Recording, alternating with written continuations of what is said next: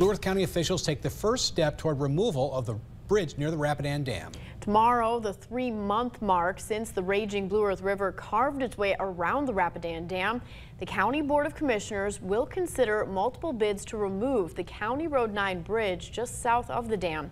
7 companies have submitted bids. The engineer's estimate for the bridge removal is over $1 million. According to the Blue Earth County agenda packet, all 7 bidders plan to bid over that estimate, anywhere from 14% to 254% over that estimated project price.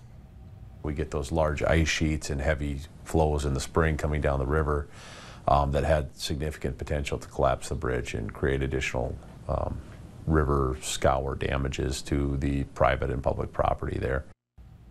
The county wants the bridge to be removed before the spring snow melt, meaning work will be done throughout the rest of fall and into winter with a completion estimate of January. Bids will be considered and decided on at tomorrow's county board meeting. We'll have an update tomorrow.